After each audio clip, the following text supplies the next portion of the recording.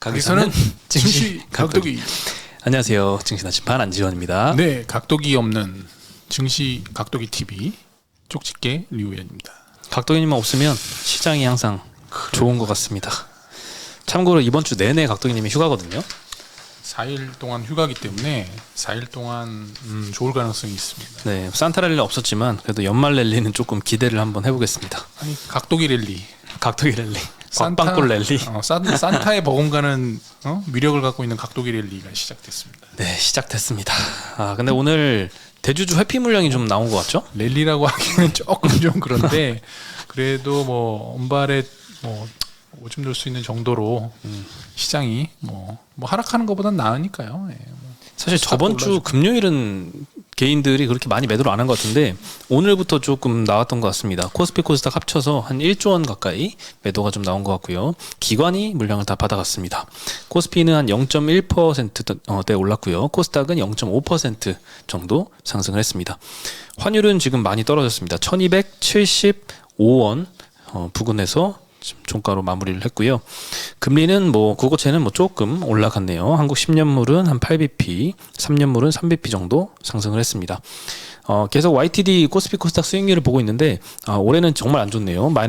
코스피가 마이너스 올해 22.2%, 코스닥은 마이너스 32.8%. 네, 굉장히 많이 떨어져서 이대로 계속 마무리를 하면 이런 장에서 그래도 플러스 수익률을 낸 그 댓글들도 좀 보이는데 잘 대응을 하신 것 같고 다른 분들도 손실이 좀 크지 않으셨으면 합니다. 오늘 업종은 큰 특징이 좀 없는 것 같아요. 워낙 코스피가 그냥 보합세로 마감을 했기 때문에 의료정밀 섹터가 제일 강했고요. ST바이오센서가 오늘 5% 상승을 했습니다. 비금속 광물 섹터에서는 포스코케미칼이 다른 2차전지주들과 함께 오늘은 좀 셌습니다. 그동안 지난주까지 좀 테슬라가 좀 많이 떨어지면서 2차전지주가 좀 많이 떨어졌었는데 오늘은 포스코케미칼이 3%대 반등을 했습니다. 섬유회복 섹터가 그 다음이었는데요. FNF가 2.5% 정도 반등을 했고요. 좀 많이 떨어진 것들은 종이목재, 보험 섹터, 그다음에 전기전자에서도 삼성전자는 0.3% 하락, 하이닉스가 1% 정도 하락을 했고요. LG전자가 요즘에 좀 안 좋습니다. 2%대 하락을 했습니다.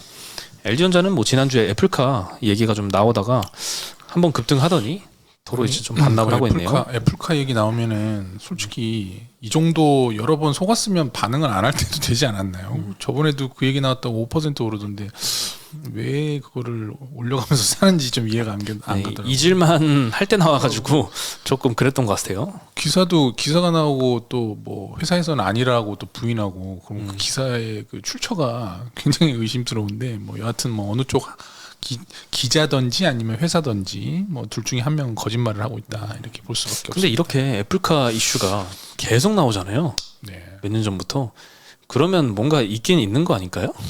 애플카 이슈가 나온 지가 2020년도 말부터 해서 나왔었는데 모르겠어요. 워낙 또 저번에 나온 기사로는 애플에서 아예 드랍을 했다 이런 기사도 있었거든요, 사실. 그래서 근데 큰 틀에서는 이제 애플이 아마 좀 욕심낼 만한 그런 산업이라서 하긴 할 것 같은데 쉽지는 않은 것 같아요. 애플도 그거를 생산이라든지 그 런칭하는 그 시기까지 그렇게 쉽게 이렇게 담 넘어가듯이 하기는 좀 어렵지 않나. 지금 하는 걸로 봐서는 그 XR도 지금 나온다고 한 지 꽤 됐는데 또 안 나오고 연기되고 올해 말로 또 연기된다고 하고 이게 좀 하여튼간에 스케줄대로 나오기가 그렇게 쉽지는 않은 것 같습니다. 여러모로. 일단 애플카는 26년도까지 1년 정도 좀 딜레이 된다라고도 최근에 뉴스가 나왔었는데 또 왔다 갔다 하는 것 같습니다. 네. 오늘 반도체가 사실 삼성전자, 하이닉스는 안 좋았고 소부장 섹터는 굉장히 좋았습니다. 삼성전자에서 내년도 캐펙스를 도대체 어떻게 할 것이냐 여기에 대해서 좀 설왕설래가 많은데 오늘 서울경제 단독 보도에서는 내년도 웨이퍼 증산을 10% 정도 증산을 한다라고 언급을 하고 있습니다. 그냥 가만히 있어도 모자른데 오히려 증산을 이 어려운 시기에 결정을 한다라고 하는데요. 경쟁사들은 지금 다 감사한 결정을 하고 있죠. 인텔 같은 경우에는 3년간 운영비 100억 달러 정도 감축을 한다라고 하고 마이크론도 22년 대비 23년에는 37.7% 정도 37.5% 정도 감축을 하고 하이닉스는 50% 이상 감축을 하고 TSMC도 10% 정도 감축을 한다라고 다 감사 발표를 하고 있는데 삼성은 오히려 증산을 한다고 합니다. 내년도 하반기까지 평택 P3 공장에 12인치 웨이퍼 기준으로 월 10만 장 규모의 라인 증설을 계획하고 있다고 하는데요. 이 중에 D램이 월 7만 장 규모 증설을 한다고 합니다. 기존 생산량에서 한 10.5% 정도 추가로 증설을 하는 거고요. 그리고 이중 파운드리 캐파가 월 3만 장 규모 증설할 예정이다라고 하는데 4나노급 라인이라고 합니다. 기존 생산량의 약 7% 가까이 증설을 한다고 하네요. 제가 지난주 목요일 날 이베스트의 리포트를 한번 언급을 해드리면서 그때 이베스트에서 삼성전자가 3분기에 재고 자산이 얼마나 늘어났는지 보니까 연초 대비해서 한 40%나 늘어나면서 재고 일수가 과거 평균에는 한 5.7주 정도였는데 13.2주로 한 2배 이상 증가할 걸로 전망을 했죠. 내년 1분기에. 그러면 이제 현금 흐름에 문제가 생기기 시작을 하는데요. 잉여 현금 흐름이 이제 1분기에는 적자 전환하면서 23년도에도 삼성전자가 아무리 지금 감산을 안 하겠다라고 하지만 캐펙스 전략이 변화가 있을 것이다. 요게 이제 목요일 날 나왔던 이베스트 리포트의 좀 주요 내용이었었는데 아직까지는 삼성전자가 증설 이란 이야기가 좀 계속 나오고 감산 이야기는 계속 공식 회의에서도 없는 것으로 지금 보입니다. 근데 이 증산이 이게 사실 원래 계획은 20% 증산이었는데 이거 10%로 줄인 건지 어쩐 건지 뭐 사실 뭐 확인된 건 아니기 때문에 뭐 뉴스가 나오긴 단독으로 나왔는데 이게 뭐 주가에 큰 영향을 줄 만한 요소는 또 아닌 것 같기도 하고요. 네. 사실 이거 그 재고 일수가 13주 정도면 다른 회사에 비해서 굉장히 양호하다. 하이닉스는 지금 뭐 6개월? 지금 저번에 6개월이었던 것 같은데 아마 내년 되면 뭐 더 늘어날 걸로 그렇게 보고 있더라고요. 그래서 삼성전자는 사실 뭐 굉장히 뭐 양호한 지금 수준이다 이렇게 뭐 보는 게 그거는 맞는 것 같습니다. 삼성전자 타사에 비해서 마이크론이나 하이닉스에 비해서는 아주 지금 굉장히 상황이 뭐 엄청 나쁘진 않다 이렇게 보는 게 맞는 것 같습니다. 네, 결국 뭐 이런 경쟁을 해도 그 이후를 보면 삼성이 좀 많이 경쟁력을 더 키울 것 같습니다. 점유율. 그렇죠. 네, 그리고 오늘 이렇게 삼성전자가 증산 발표를 하면 사실 소부장 섹터는 그동안 많이 떨어졌던 이유가 하이닉스나 마이크론 등이 이제 감산 조치를 하면서 이렇게 전방 섹터에서 감산을 하면 소부장 섹터들은 먹을 게 없어지잖아요. 그래서 좀 많이 떨어졌었는데 오늘 삼성이 증설 이야기를 하면서 조금 우려가 좀 완화된 이유 때문에 오늘은 다들 좀 올랐던 것 같아요. 솔브레인, SNS텍, 하나머티리얼즈, TSE, 코리아 서킷, 뭐 심텍 다 2에서 막 6%대씩 많이 상승을 했고요. 하이닉스는 아무래도 직접적인 경쟁 관계이기 때문에 가장 타격이 좀 클 수는 있을 것 같습니다. 오늘 1% 정도 하락하면서 계속 신저가를 경신을 하고 있습니다. 삼성전자는 오늘 0.3% 정도 하락을 저도 했네요. 이제 한 놈만 패는 스타일이라 네. 내년에 반도체만 팰 거거든요. 어. 저는 다른 걸 지금 보질 않고 있습니다. 경주마처럼 난 반도체만 보고 있어. 언제 이게 돌아설까 이런 것만 보고 있기 때문에 뭐 그렇게 생각하시는 분들이 저 말고 여러분 계시더라고요. 이렇게 보면 그럼요. 지금 반도체를 이렇게 하려고 뭐 좀 계시잖아요. 뭐 여러분들 뭐 선진 뭐 그렇죠. 뭐 그런 분들도 계시고 네. 뭐 하여튼 반도체 사실 사이클 산업이라 제 생각엔 99% 돌아서거든요. 근데 언젠지는 뭐 그건 모르지 않습니까? 지금 뭐 2분기가 바닥에 일지, 그런 얘기들이 3분기가 있는데 바닥에 일지 왔다 갔다 하죠. 사실 그건 또 모르니까요. 뭐 그것까지 뭐 어떻게 알겠습니까? 그래서 잘 뭐 야금야금 사는 게 제일 낫지 않나. 하여튼 뭐 저는 반도체만 패는 걸로 그렇게 계획 중입니다. 계획 중. 계획 중. 실제로 뭐 그렇게 할지 안 할지 모르지만 있죠? 계획 중. 네, 그리고 25일 중국 정부에서 코로나 1일 통계를 발표 안 한다라는 발표를 했습니다. 통계 신뢰성은 워낙 좀 떨어지는 상황이었는데 이런 지적들이 좀 누적이 돼서 이렇게 결정을 했다라고 알려져 있고요. 현재 근데 확진자 수는 굉장히 좀 많이 빠르게 늘어나고 있는 것 같습니다. 중국 저장성에만 감염자가 하루에 100만 명을 넘고요. 화장장에는 24시간 가동을 함에도 불구하고 병원 안치실이 지금 포화 상태라고 합니다. 그래서 광저우 장례 서비스 센터에서 언급하기로는 업무 증가로 발인 등의 장례 서비스를 1월 10일까지 잠정 중단하겠다. 별도 의식이 없이 시신 화장만 가능하다. 이렇게 공지를 했습니다. 그러면 이제 장례 절차를 치르지 못하고 그냥 막 바로 그냥 화장만 계속 해버린다라는 얘기잖아요. 굉장히 좀 섬뜩한 이야기인 것 같네요. 주말에 뭐 뉴스 보니까 중국은 뭐 장난 아니던데요. 그냥 아예 이제 진짜 뭐 다 집단 면역으로 가려고 다 뭐 그런 것 같아요. 풀어주는 것 같고. 근데 대외적으로는 뭐 2명 뭐 사망했다고 그러고 너무 좀 심한 것 같아. 실제로 통계치 발표하는 거랑 실제로 이제 그 중국 그 인민들이 그 코로나에 걸리는 거랑은 너무 차이가 커가지고 뭐 아무도 그걸 믿지 않는 그런 지금 상황인 것 같더라고요. 그래서 아무래도 그렇게 되면 뭐 2억 명이 지금 걸렸다는 얘기도 있고 이 수준으로 가면 뭐 집단 면역이 곧 현실화될 것 같습니다. 중국은 한두 달 내로 한 뭐 10억 명 정도 걸려가지고 집단 면역을 형성하지 않을까. 그렇게 좀 생각이 되더라고요. 주말에 뉴스를 좀 봤는데. 네, 사실 의료 서비스, 뭐 장례 서비스 좀 발달한 우리나라라고 하더라도 올해 한때는 올해 초인가요? 그때도 장례식장이 꽉 차가지고 3일장 원래 하는데 이걸 지금 화장장이 막 꽉 차가지고 4일장 하고 이런 케이스가 굉장히 많았거든요. 근데 중국은 또 얼마나 좀 심할까요? 훨씬 더 베이징 우리보다 같은 심하겠죠? 경우에 뭐 하루에 사망자가 4,000명, 그러니까 화장할 수 있는 그 캐파가 4,000명 정도인데 그게 꽉 찼다고 하는데 통계는 뭐 코로나로 돌아가신 분들이 2명, 3명 뭐 이러니까 아무도 그걸 믿지 못하는 그렇죠. 그런 상황이 되는 거죠.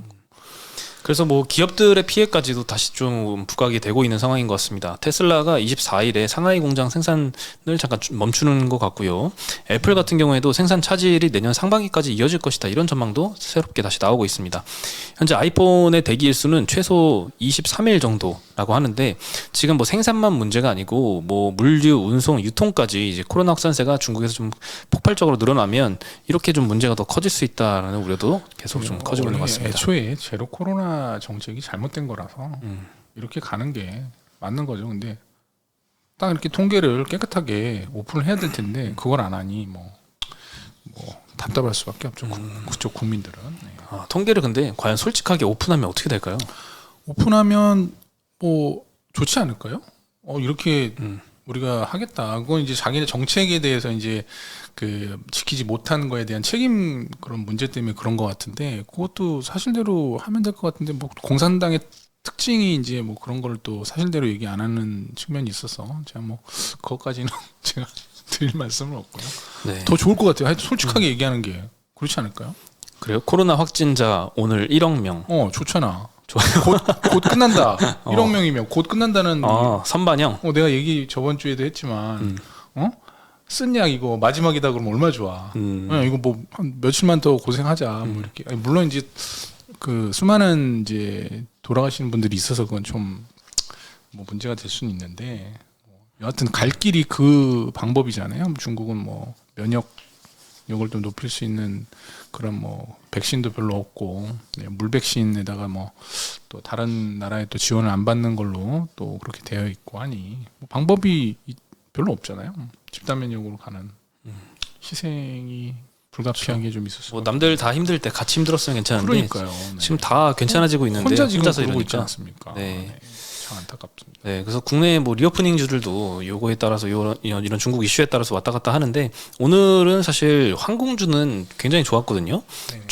중국의 이제 항공 노선도 좀 많이 늘어난다라는 소식이 좀 있습니다. 한중 정부 간의 합의가 이뤄진 이후로 국내 항공사들과 중국 지방 정부 사이에 실무 협의가 좀 진행 중이라고 하는데 1월부터는 좀 본격적으로 항공 노선 증편이나 신규 취항이 이뤄질 예정이라고 합니다.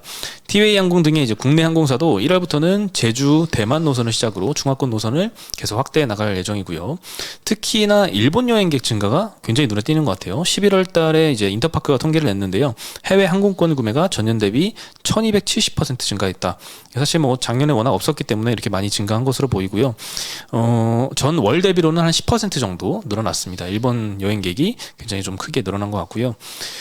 오늘 에어부산은 8.5%나 상승을 했네요. 티웨이도 3.5% 상승. 나머지는 그냥 뭐 보합세 정도 유지를 했던 것 같고, 뭐 리오프닝주 중에서도 뭐 중국이 이렇게 코로나 많아진다고 하는데 노선 증편한다고 뭐 항공주가 이렇게 급등을 했다가 뭐 어쩔 땐 또 떨어졌다고 하니까 참 단기적으로는 대응하기가 굉장히 좀 힘든 시장이 왔다 갔다 하는 것 같습니다. 일본에 가려는 분들 굉장히 많잖아요. 가시는 분들도 많고. 요즘에 여행 많이 가더라고요, 일본으로. 근데 뭐 엔화가 150일 때 갔어야 되는데 지금 좀 많이 내려와가지고 그러니까 엔화가 강세가 돼서 지금은 뭐 그렇게 아주 뭐 최저 뭐 하여튼 그래도 뭐 싸긴 싸니까요 일본이. 그래서 뭐 여러 가지로 뭐 관광객들이 특히나 국내 우리나라 그 국민들 많이 간다고 하더라고요. 뭐 3분의 1은 우리나라 국민들이라고 하는데 하여튼 뭐 돈을 너무 많이 쓰지 마시고요 알뜰하게 다녀오십시오. 각도기님이 일본 막 가고 싶어 하시더라고요. 아니 저도 가보고 싶긴 해요. 한 번도 안 가봤거든요. 근데 거기는 또 백신을 3번 맞아야 된다고 해서 전 2번밖에 안 맞았거든요. 더 맞을 계획이 없어요. 개인적으로는.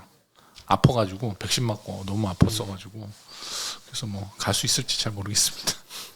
네. 그리고 이제 다올 인베스트먼트가 요거 매각 소식도 예전에 한번 말씀을 드렸는데 그때도 그렇고 우리금융이 자꾸 인수 우선협상 대상자가 될 것이다 이런 이야기가 계속 나오고 있습니다.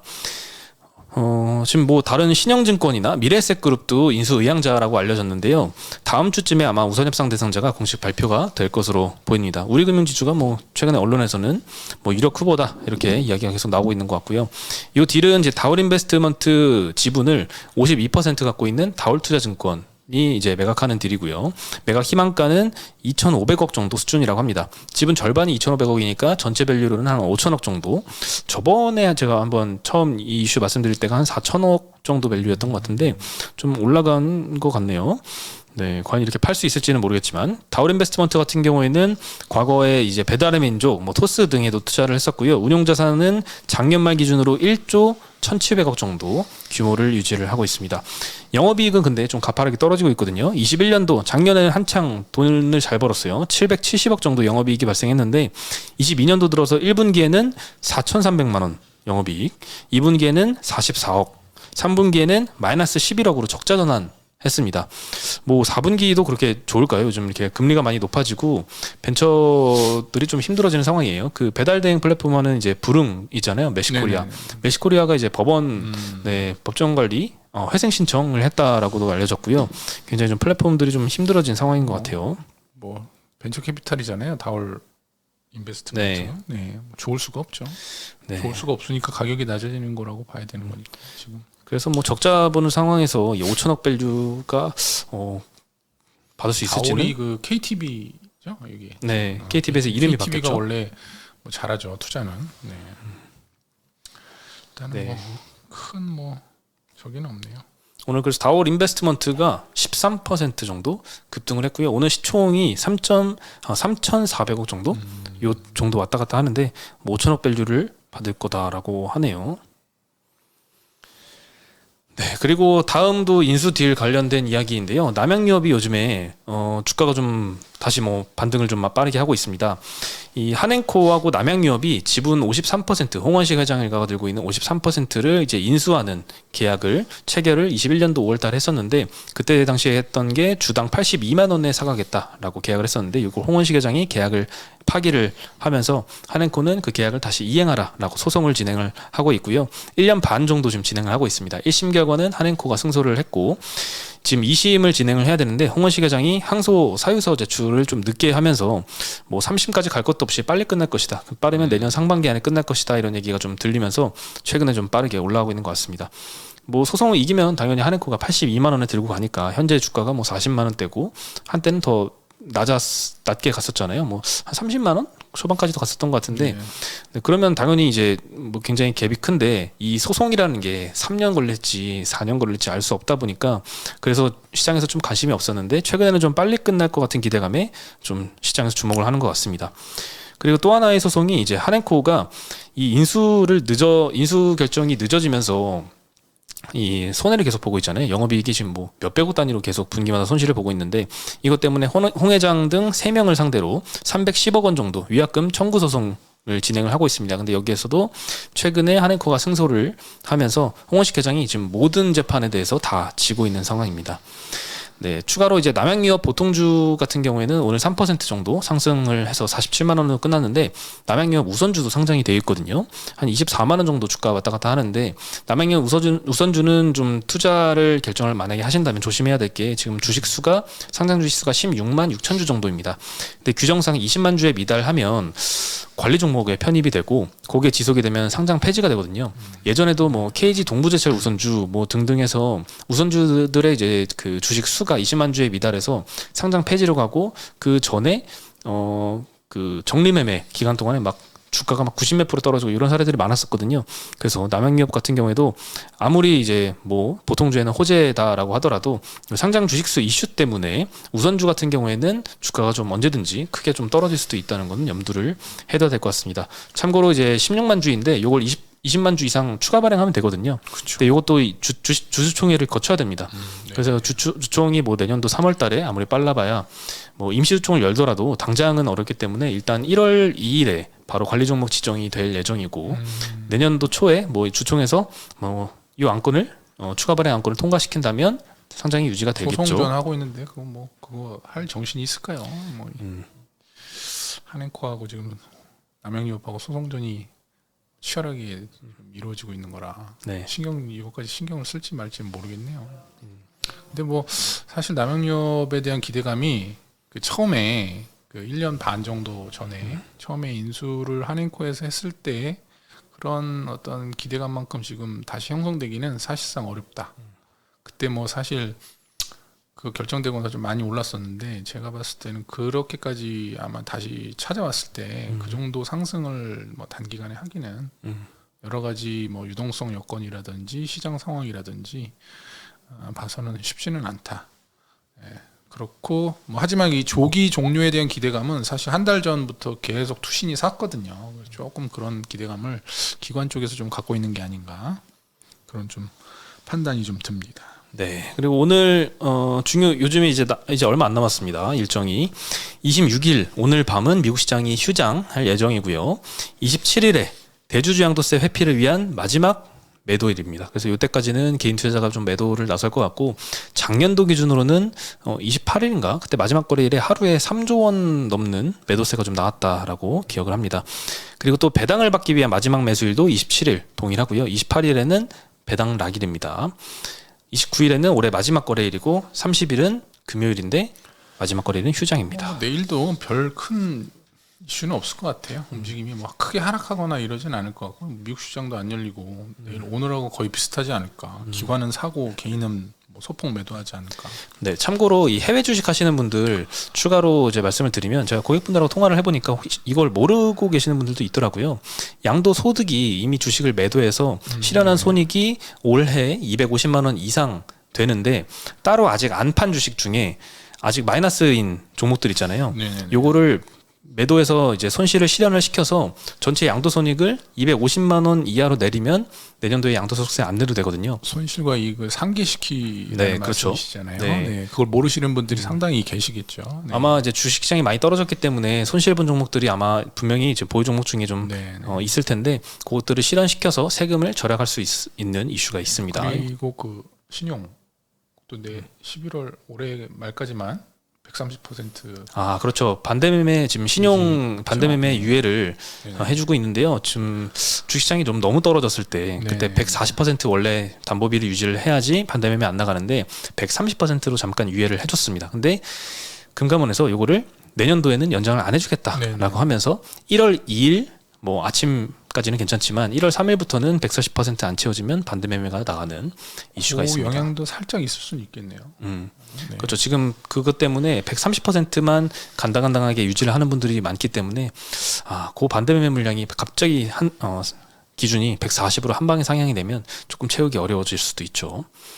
그리고 해외 주식 양도세 같은 경우에는 결제일을 감안을 해야 됩니다. 마지막 거래일에 판다고 생각하시면 안 되고 27일이 결제 기준으로 미국이 아마 마지막 거래입니다. 오늘은 밤은 휴장이고 내일 밤에는 무조건 다 실현을 해야 됩니다. 뭐 잘 체크를 하셔가지고 손해 보는 일이 없으시도록 조치를 취하셔야 되겠습니다. 그렇죠.